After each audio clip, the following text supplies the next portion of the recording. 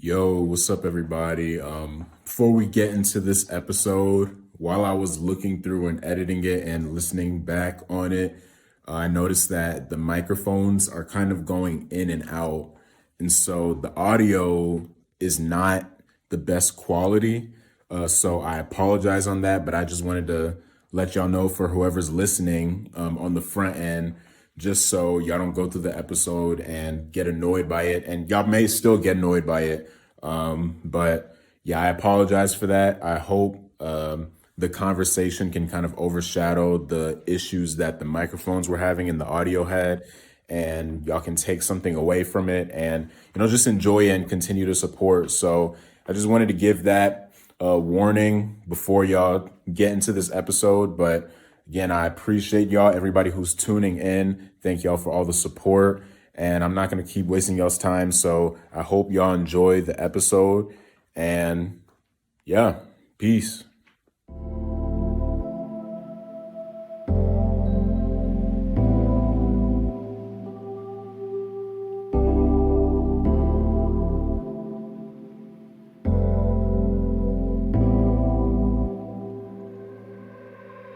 I feel alone, my Abba. Here on this road, my Abba. A long way from home I've traveled. Lord, I just need your light. Where have I gone, my Father? I sing the song, my Father. Your love I will chase after. Lord, I just need your light. I feel alone, my Abba. Here on this road, my Abba. A long way from home I've traveled. Lord, I just need. Yeah. So on the other end of that spectrum, right? Um, with using your 20s and 30s wisely, and that's even mentioned in Ecclesiastes, kind of inferring for people not to waste their youth, not to let their youth years go by, because then you're only going to get older, and it's going to get even harder to do a lot of things. Yep. So you want to make sure you're doing the right thing now.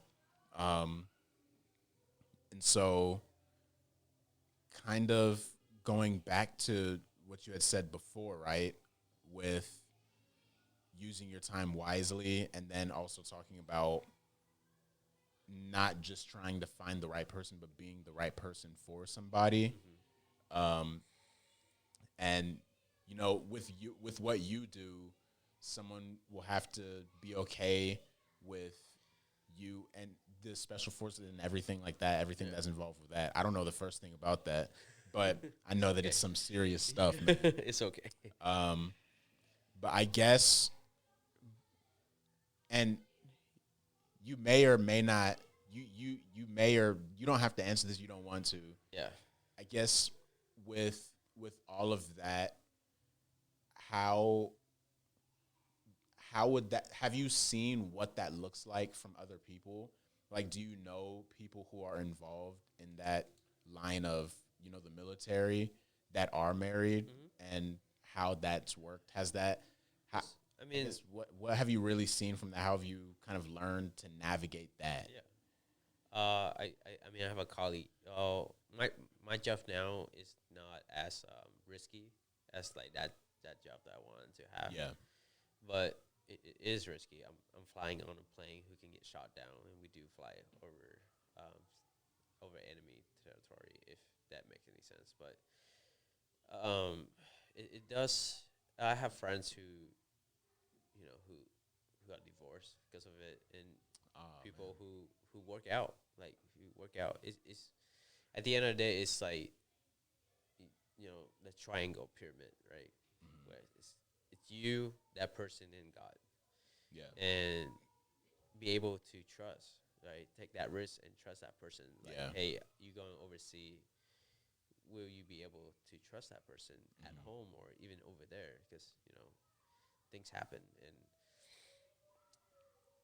being strong in the Word, being strong in God, and resisting that temptation is a key, right? I have friends who I have friends who have multiple um, different like situations that they were in, and they end up working it out, and the people who have a minor and they did end up not working out.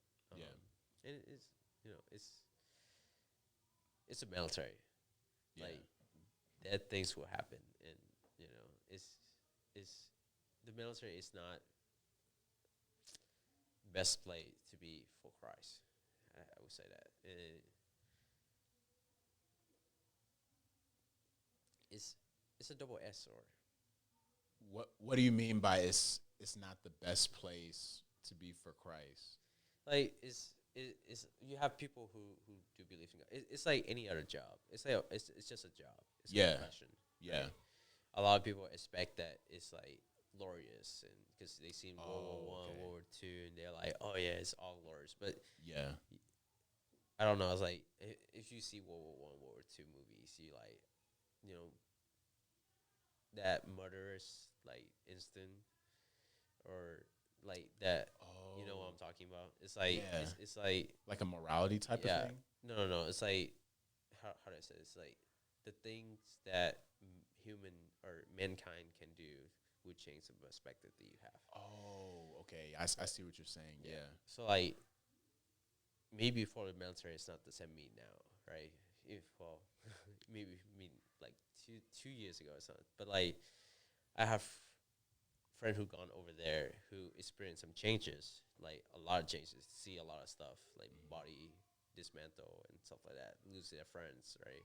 Yeah. You lose your comrade, or you lose your best friend by just walking down the street and some ID blew up.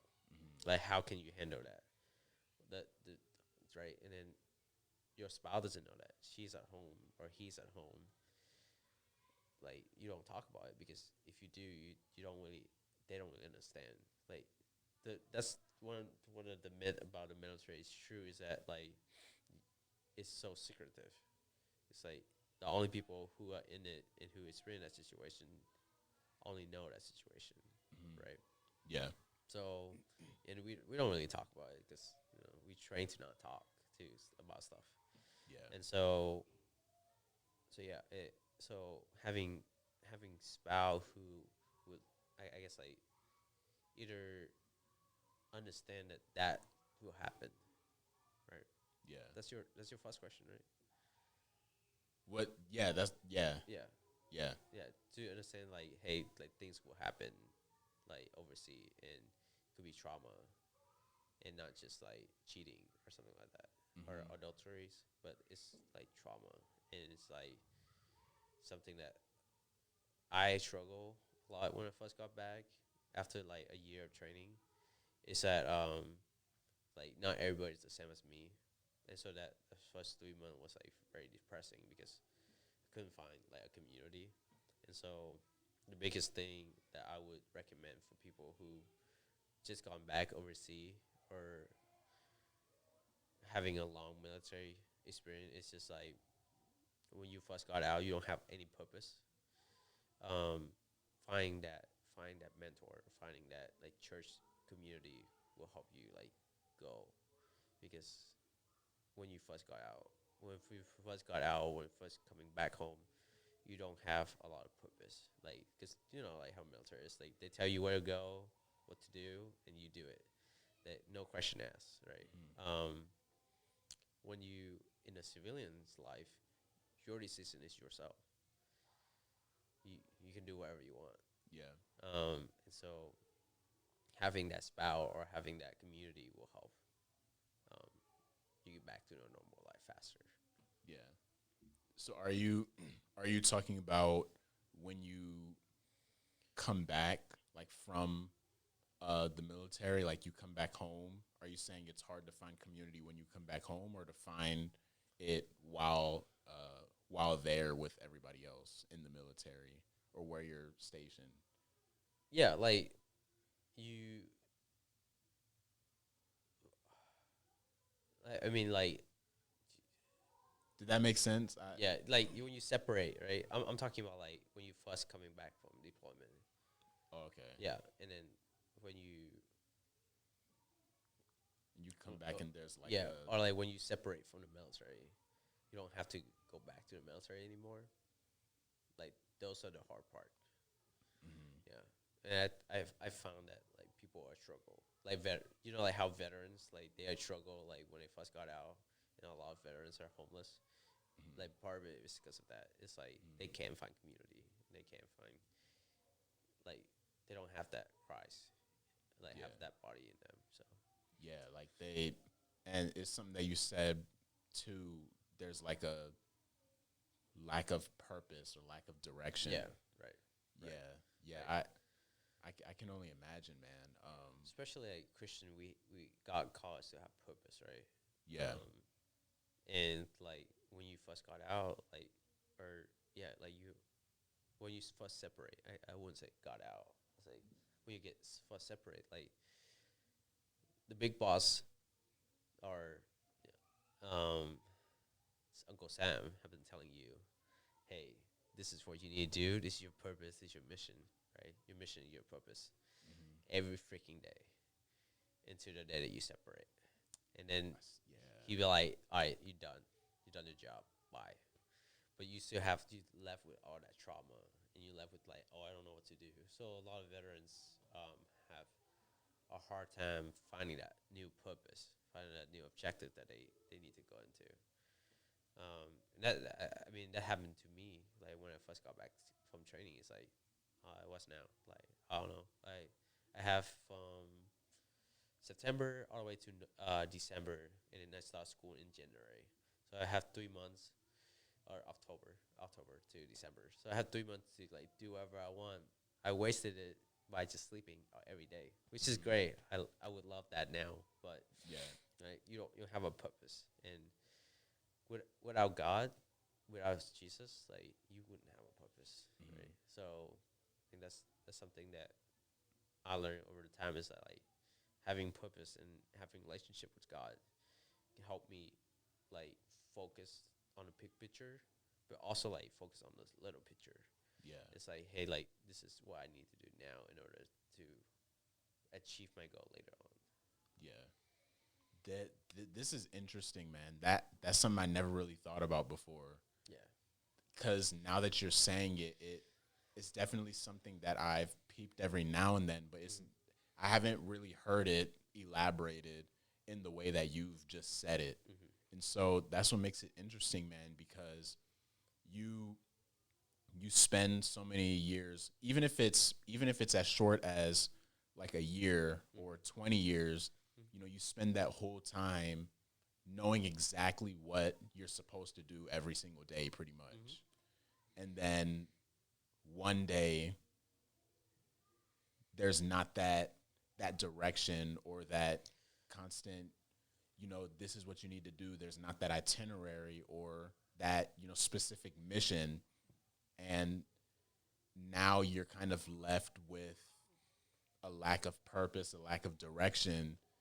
And so that's interesting, man. And I think that's even with that could be with athletes as well. I remember there was this meme going around where Kobe, and a lot of people, Kobe Bryant, he was, a lot of people consider him the hardest worker in NBA history. He was in the gym. He got there early, left later than everybody else, like just a hard worker. And then there was this picture, this meme or whatever, where it showed close to his retirement or after he retired, where it showed him sitting in a chair with his legs crossed like this. And the caption says him talking to his family. So what do y'all like to do? Because he had dedicated so much of that time to his craft and getting better at what he did in his field and being the best. And now, Kobe obviously wasn't like this because he did, before he passed, he was getting involved with a lot. He won an Oscar for a short film. He still was involved with businesses and stuff like that. Yeah. So but I feel like the way that you just explained it, it's a whole different ball game for the military because with the NBA, people see your face. You can monetize yourself to where people are going to know you. And obviously it's not the case for everybody, but you still kind of have that name value. Allen Iverson went bankrupt, but just off of the sheer fact that he was Allen Iverson, opportunities opened up for him to kind of get back on his feet. Yeah. It's the way that you're explaining it and the way that I've come to the realization about while you were just saying it, it's not the same for the military because nobody really knows exactly who is in the military. And so you could be seeing somebody that's just in everyday life who you have no idea what they've been through. Yeah. You have no idea that they just have that lack of purpose or lack Yeah. of direction. So that's interesting you say that, man. And I think that's kind of a wake up call for us to really open our arms to anybody and everybody, regardless of where they're at or where they're from, to be that community for them. Yeah. You know? And so that's a really important topic that you just brought up, man. Yeah, definitely. Was it my faculty at UNCC is very they have a lot of veterans in it, and I don't know why this is the thing, but I don't know, like veterans like to help each other out.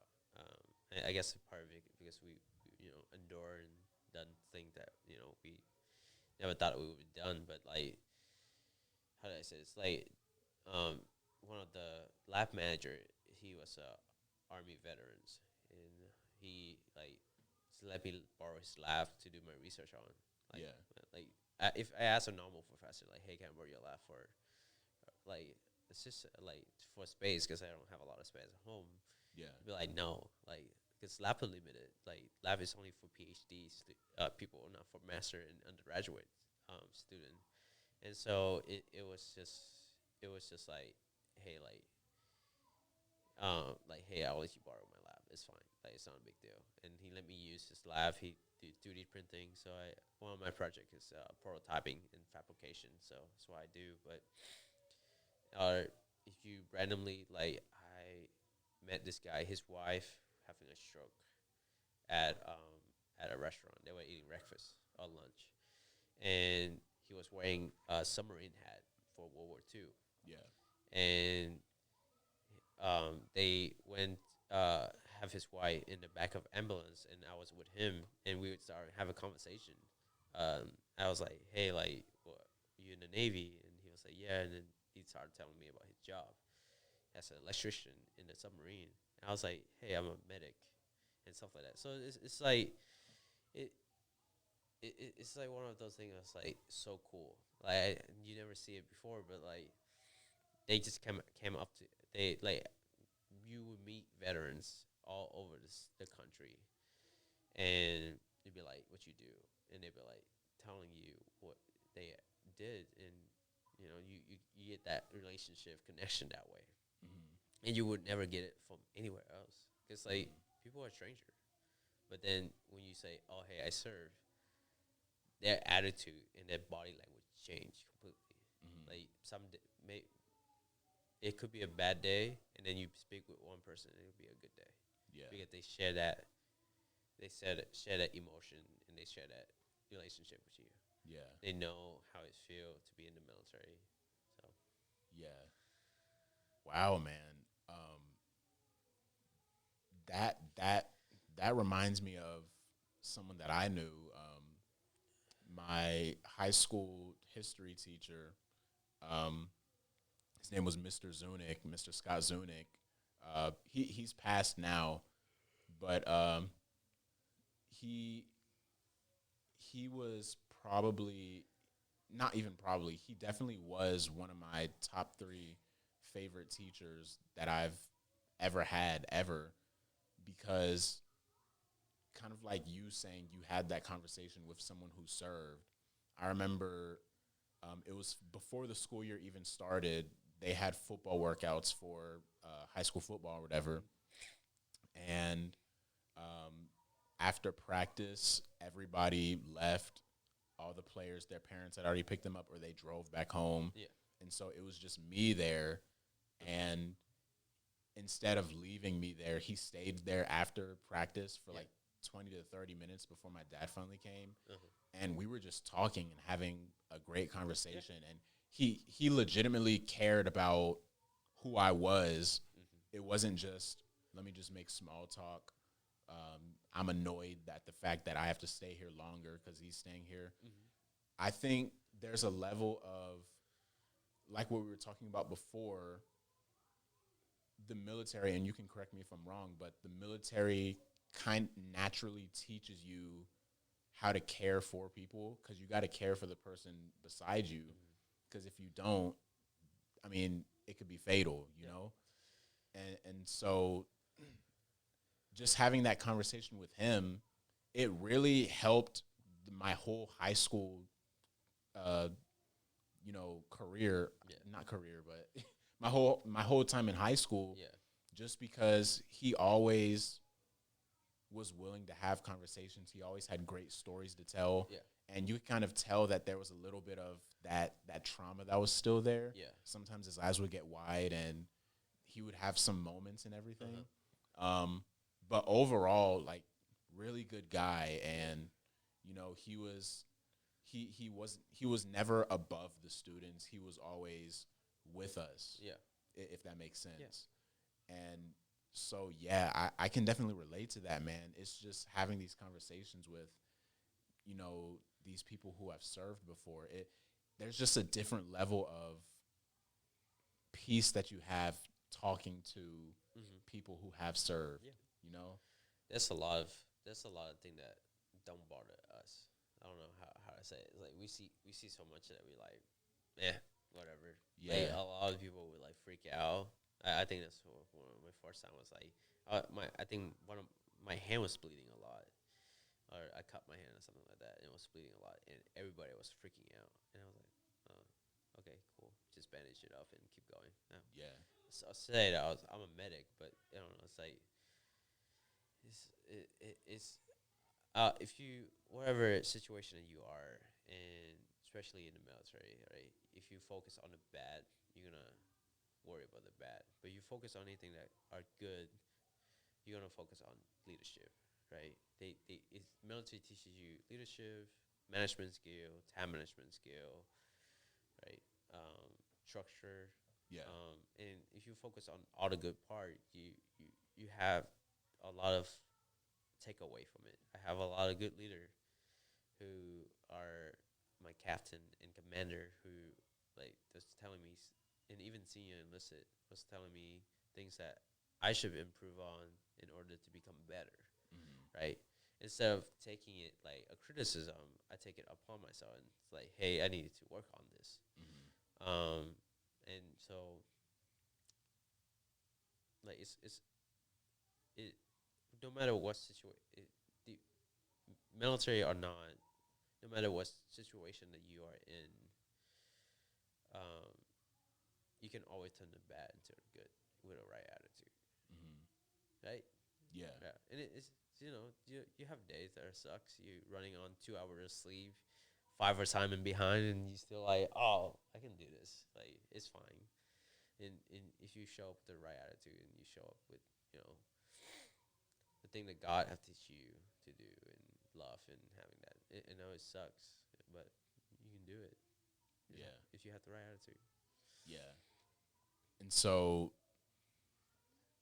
would you say having the right attitude, and this may be an obvious question, but would you say having the right attitude or changing your perspective on things is, what is the balance between glass half full and glass half empty in the military? Because there may be some things where you have to think of the worst because it could be, and I don't know how, what stuff you've done, and you don't have to share that because obviously there's some secret stuff that you were talking about. But I guess what's the balance between being optimistic versus kind of being pessimistic, and I guess what's that balance like in the military? Because I feel I could be wrong. I feel like there's some situations where it's just like you have to look at the bad in order to really move forward with a certain task or mission or something like that. I could be wrong, like I said, I don't know, but I get my question. My question is, what is that balance? Well, I don't know. That's. I mean, it's like any other job. It's this. You have bad day and you have good day, right? And it's the people that make the better like I have coworker who is like, you know what, I would rather work with her than with anybody else, right? I guess I don't know, is that the right question or the right answer? But it's like, Yeah. yes, sometimes you do sometimes you do have to look at the bad light, trusting your friends instead of like, hey, like I'm trusting you to do your job so that I can do my job, right? Right. Uh-huh. Like if you're a gunner, like I'm trusting you to be able to shoot down when it's needed to be. Or I'm a medic, so I my like if they like, hey, you know your damn job, so Mhm. that you can save people, right? Yeah. And if you showing up and you say like I know my job, but you not be able to do it, that's a questioning of Mhm. capability, right? That's also calling trust, right? Yeah. Like I'm risking my life to trust you, so that you don't, but you show up and not knowing what you're supposed to do, Yeah. right? And that's this you look at it and you're like, okay, so how do I train these people, right? We have people in the military who is at the guard, so it's only part time, and not everybody work EMS. I get more experience from medical because I work EMS. Mhm. Not a lot of people work EMS. The other people, we work different jobs and they don't work in the medical field. Yeah. So not everybody's know as much as I do, and be able to distinguish between like, hey, experience versus knowledge. It's a very big things in the Mhm. military. Um, I have this lieutenant. She was a senior master sergeant, so E8 in the Air Force. It was pretty high ranking, and she went to Kandahar for one of her mission, which Kandahar is like Middle East back in 12, 15. Mhm. And so like she see a lot of stuff, and you always carry a gun with you wherever you go, and there's a lot of bombing back in that during those time, and you see a lot of stuff, and the patient that we transport now is not the same as the patient that she transported, because it's more trauma, and now it's just more psychological. But what I'm trying to say is that, like, when I asked her, like, how do you like pass that traumatized, like how do you get past that, best thing is like not to think about it. It's just a job. I was there, I was doing it. Mhm. Like sometimes it's like you you just get sleepless night because of it, Mhm. because you may lose a friends over there, or you may lose a buddy, you may lose someone that important to you. Yeah. um but it was just a job. Yeah. Like somebody have to do it. Yeah. That. And yeah, and maybe or always trying to bring it back to Jesus, right? Maybe it's not a glorious job, but it's a job. And if God make, like, if God put you in that place, like make the best of it, Yeah. right? Like a worship team is the same as a welcome team, right? Mhm. Or worship team is the same thing as security team, right? I used to think that like worship team is like, oh, the best because they on stage, and like, Yeah. Yeah. but like you doing the same job, Yeah. right? If this job's not gonna be done, like they won't be able to do it, right? If you don't bring people in of evangelizing to the church, you you don't bring people to Jesus, Yeah. they won't be able to show like the worshiping. Mhm. So it's just a job. Like if I can do my job so that you can have peace at home for engineering, that's fine by me. Like that's something I'm called to do. So Mhm. Yeah. Um, and that's important, man. Something I tell my brothers all the time. Everybody. men and women, but I feel like especially men, we're called to. I always tell them the first step to maturity is taking responsibility and and I tell them you can't just be you. You good? But yeah, I tell them responsibility isn't just taking responsibility of yourself, but it's also inheriting, taking responsibility over others as well. And what I mean by that is you never know who's watching you. And so you can't just be responsible for yourself. You have to be responsible for others. And so I tell them, watch what you do because someone may be looking up to you and they may emulate what you're doing without you even realizing it. And even though we can't make anybody do anything, you can contribute to some of the choices that they make by the way that you live, especially if you're in a position of influence and they look up to you in some type of way or see you, even if you don't realize it, which is why something I always tell them is one of the most arrogant thing I hear famous people say is I didn't ask to be a role model. Because yes, obviously you didn't ask to be a role model, but you had to understand what that influence comes with. It comes with a fan base. It comes with people who are going to look up to you. Some people who are even going to call you role models. Some people who may even idolize you, which is, not biblical. We're not supposed to idolize people, but that's just what influence and fame comes with. So if you have that understanding, I feel like it's an arrogant thing to say I didn't ask to be a role model, and y'all shouldn't be doing that anyways. Y'all shouldn't be following me. I feel like that's arrogant, but that's a topic for another day. But the point in me bringing that up is what you were saying with some of the things that people may see in different parts of the world where they may be.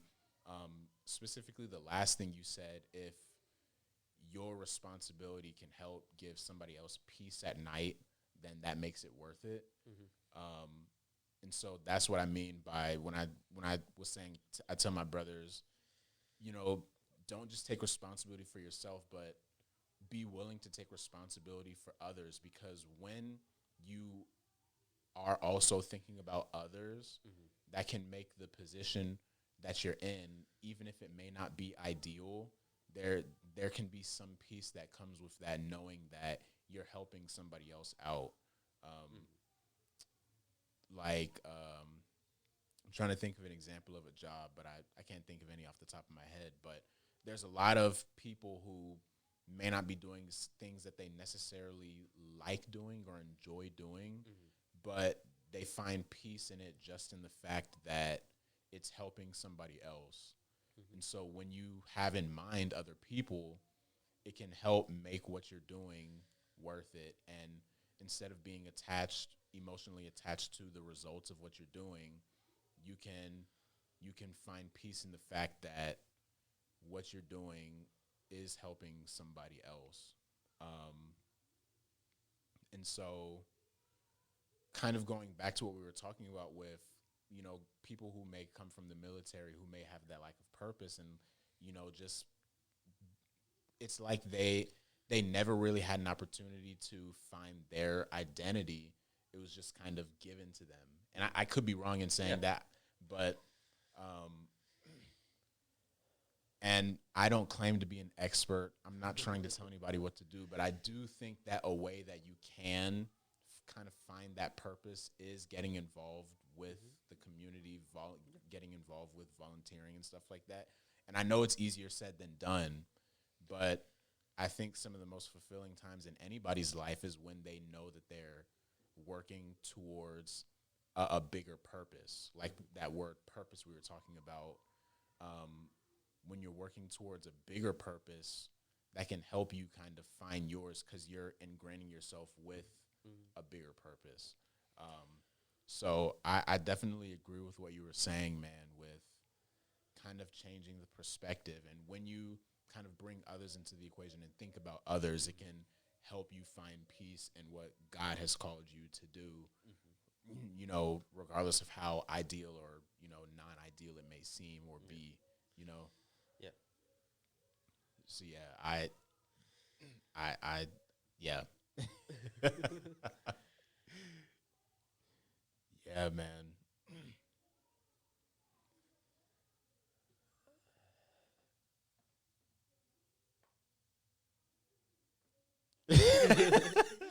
Yeah, I mean, you definitely got to come back, bro. Because I think we touched on a lot of topics that really I'm gonna go home and think about because there's just some things that I didn't really know, and you kind of gave me context to that to help me open my mind to some of these things. So you got to come back, bro, for part 3, man. So, Part 3. yeah.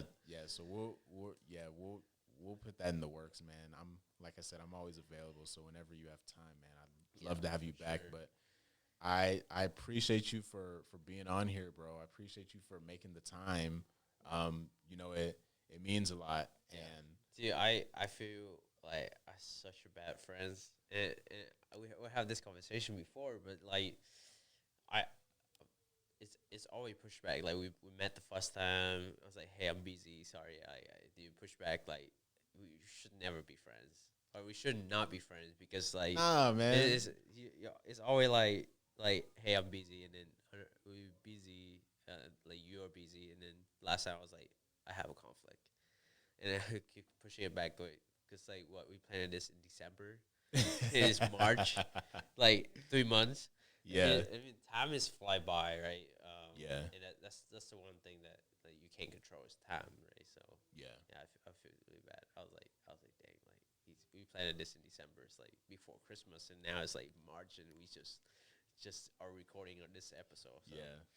No, it's all good, man. And that goes back, bringing it full circle. That goes back to that trust thing that we were talking about, where even though we kept on changing the date and everything, I trust you enough that we could push this thing back 100 times, but I know you'll be here the 101st time.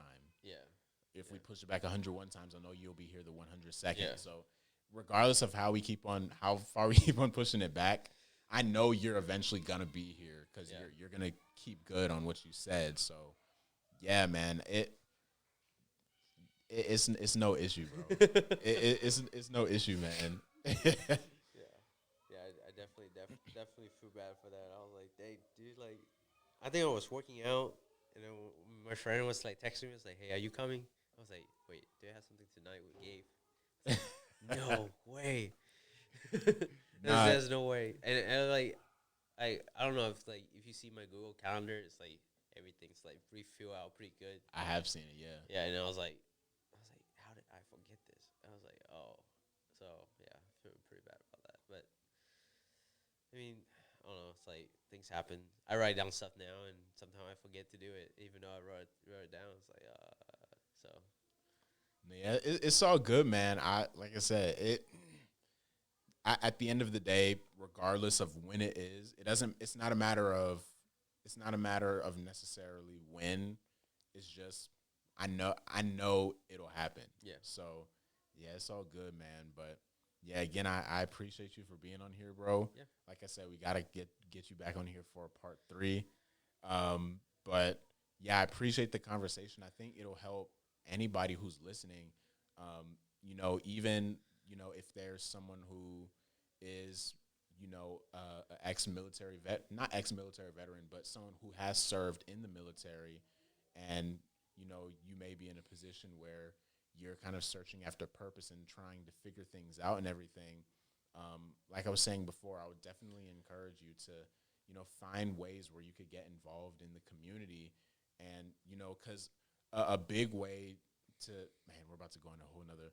I'll try to make this quick, but a big way that I've learned, when you're having a kind of a lack of sense of purpose, is to get involved with somebody else's. Mm-hmm. And not saying it has to be a permanent thing or anything like that, but it can kind of help set the foundation and kind of spearhead you into really dialing in on what God has for you. And you may find out that God purposed you to be involved in a certain organization or a volunteer program or something like that. So, yeah, that would be my encouragement. But the main thing the number one thing is to seek after Jesus and serve him, seek first the kingdom and the righteousness, and all these things will be added to you. So, yeah, that would be my encouragement, man. But yeah, again, bro, I appreciate you for being on here. Yeah. Um, and yeah, bro, don't ever feel bad about don't feel bad about switching the date, man. But yeah, man, for everybody who's listening, if you've made it this far, I appreciate y'all for tuning in. Thank y'all for the support. Let's keep this thing going. I feel like God is doing something special here, and I really want a community feel to this whole thing. You know, the Reclassified isn't just a Gabriel thing; it's a community thing. And so, if y'all have any ideas, any advice, or any tips or topics or anything that y'all would want me to talk about, or any ideas for how we can kind of grow as a community together, um, comments are always open. DMs on Instagram are always open. You can follow at the Reclassified Ministries on Instagram. If you're listening on YouTube, go ahead and hit that subscribe button. There are more people that view than subscribe. What is that about?